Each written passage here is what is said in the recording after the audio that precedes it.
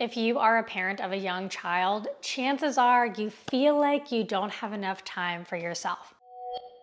Hi, I'm Coach Lily, and I'm the Director of Coach and Training Development at Body Brain Alliance. And today I want to talk to you about how to prioritize yourself successfully when you have young children. The number one thing that I work with clients on when they are working towards how to reach their goals and prioritizing time for themselves and overall just finding the things that they really enjoy is letting go of the expectation of what you think it should look like. Many times when we think about what we want the prioritization to look like, what we want that time to ourselves to really look like, we subconsciously compare what it used to look like before our family grew. We often hold ourselves to the high standards that we had before the commitment of children. However, one question to ask yourself is, what did my life look like before kids? And what does it look like now? And what are the differences there? For many parents, you likely got a lot more sleep. You maybe even had a lot more flexibility within your day and within your schedule. Maybe you overall just had less obligations, less responsibilities in life in general. As we get older, further in our career, and especially when growing our family, those things change. Those changes need to be taken into account so we can be the most successful with making a plan on what is actually realistic for us now and let go of the expectation or the comparison of what we used to do. By being able to detach ourselves from a previous identity and give ourselves opportunity to take on a new identity or maybe refine what our identity looks like to us now, we are able to open up so many more doors for what we can start to include and what our plans look like and what self-care looks like and what we really want for ourselves as well as our family. Just because you maybe have more commitments, maybe you don't have as much flexibility within your schedule, and maybe you're a little bit more tired than you were before kids.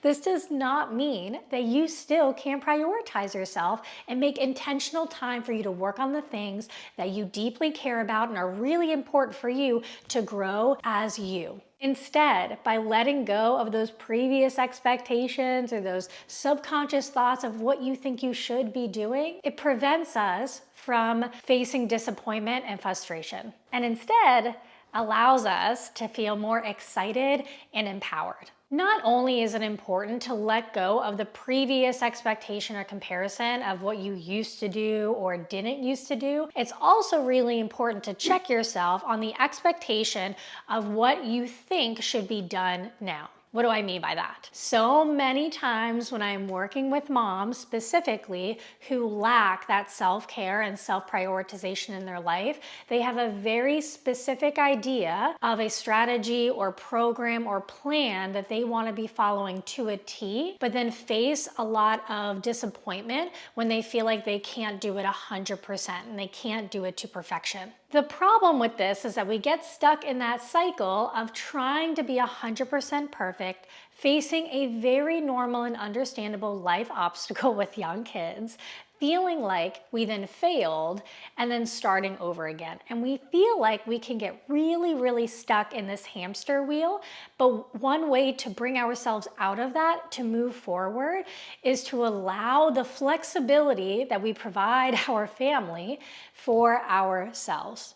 Hear me when I say there is no perfect program or strategy that you need to do to be successful, no matter what it is. Whether it is healthier eating or being able to exercise more, or maybe you have a very specific fitness goal or to be more tidy or to manage your time. All of those things have many different avenues and paths to get there. There is no wrong way. And by allowing yourself to try different things and approach it as an experiment to navigate through it, ends up in a lot more success than picking one and feeling like you're stuck on that one and only path and that there's no other way. We want to be able to meet ourselves where we are, to meet our needs successfully. Not only does that mean that we are letting go of the expectations and comparison of what we used to do, it's also allowing us to broaden our views and our approach on different strategies so that we can experiment and find what is going to work best for us. It also means that we allow ourselves to redefine what prioritization and self-care looks like for us in this season of life.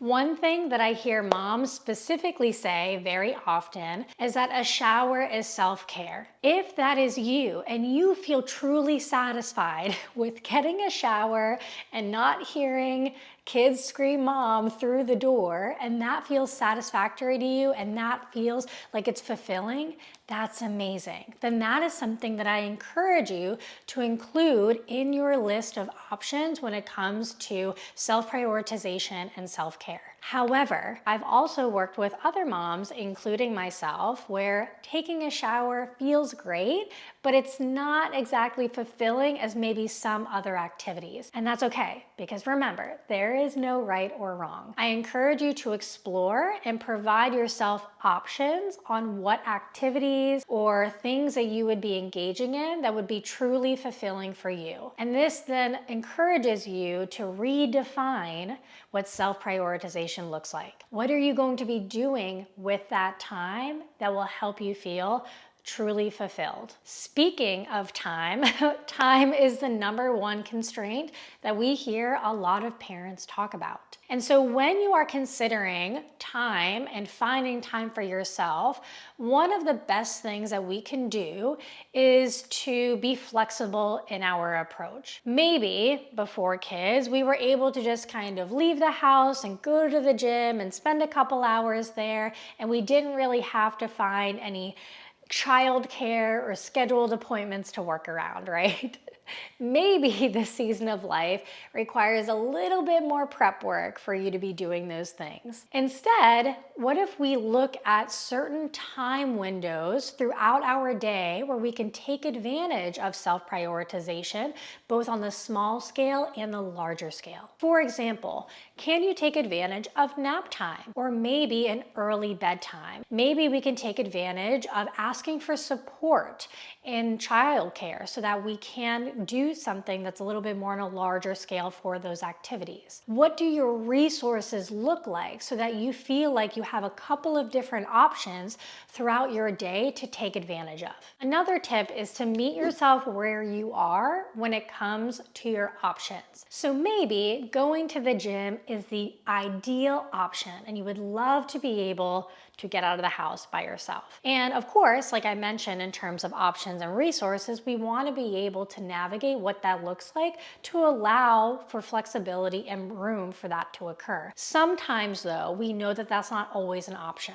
So instead of feeling like you're going to get stuck in the all or nothing of either you're going to go to the gym or you're not going to do anything at all, let's take the opportunity to look at what those time windows look like for us, and also what can a workout look like if it's done in a different capacity? Are we able to utilize this to practice our skills of adaptability and be able to incorporate a YouTube video workout or a fitness app workout? Or maybe we are texting a friend for additional accountability to get in some kind of movement. How can that still help you move forward and gain the benefits of the ultimate goal of moving more? The third tip that I share often with parents is to schedule your own time just like you do all of the kids' activities and commitments, special dates and birthdays, work meetings. We want to be able to show up for ourselves as an obligation, as a commitment, just like you do in all other areas of life. What would it feel like to put something on the calendar and say, exercise for 30 minutes on this day, or being able to incorporate other self-care like a spa treatment within your house, or getting together with friends for a coffee date? Being able to intentionally schedule and prepare for your own time can feel really empowering and also a reminder that you are just as as important as everything else you are juggling in life. And lastly, it can be very helpful to consider working with an expert or a coach so that you can work together to find a plan that's going to work best for you and help you navigate this time of life. If you found this video helpful, please make sure to give it a thumbs up and don't forget to subscribe.